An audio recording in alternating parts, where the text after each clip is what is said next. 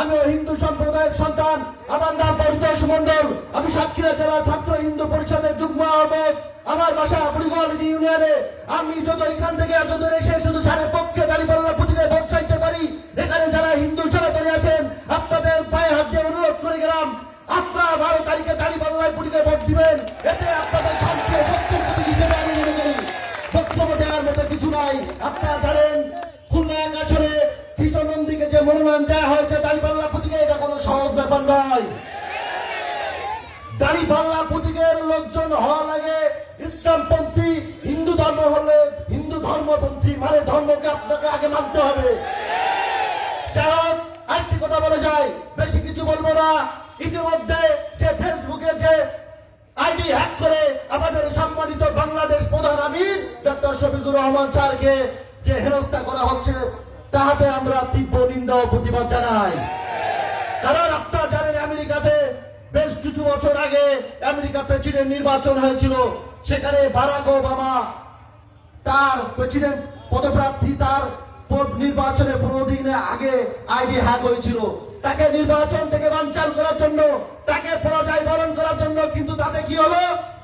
তার জয় হলো, তিনি প্রেসিডেন্ট হয়েছিলেন। তারপর জো বাইডেন বর্তমান প্রেসিডেন্ট ডোনাল্ড ট্রাম্পের বিরুদ্ধে নির্বাচন করতে গিয়েছিলেন। সেখানে তার নির্বাচনের আগে 15 দিন আগে আইডি হ্যাক হয়েছিল। সেই একই কারণ, তাকে নির্বাচন থেকে বানচাল করার জন্য, তার জয় সুনিশ্চিত হবে জেনে তাকে পরাজয় ঘটানোর জন্য, তার আইডি হ্যাক করে তাকে অপমান করার জন্য, জনসমাজের ভিতরে তাকে একটা চঞ্চলতা সৃষ্টি করার জন্য তাকে এটা করা হয়েছিল। কিন্তু ডোনাল্ড ট্রাম্প সেইবার পরাজিত বরণ করেছিল জো বাইডেনের কাছে। তেমনি আমাদের অমিত সাহেবের 31 জানুয়ারি আইডি হ্যাক হয়েছে।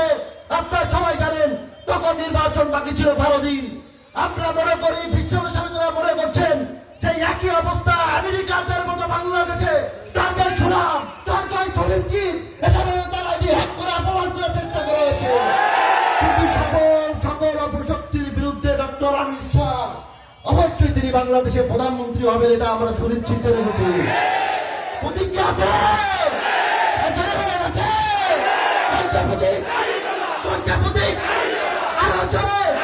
ধন্যবাদ সকলকে। 12 তারিখে আমরা সবাই সকল বৃহস্পতিবার সকাল থেকে শুরু করে গাজী নজরুল ইসলাম স্যারের দাঁড়িপাল্লা প্রতীকে ভোট দিয়ে আমরা বিপুল ভোটে জয়যুক্ত করে আমরা সংসদে পাঠাবো।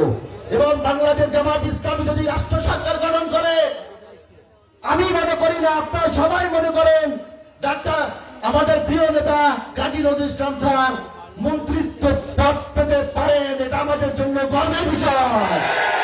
যাই হোক, আপনারা এখানে যারা উপস্থিত আছেন ভয় পাবেন না।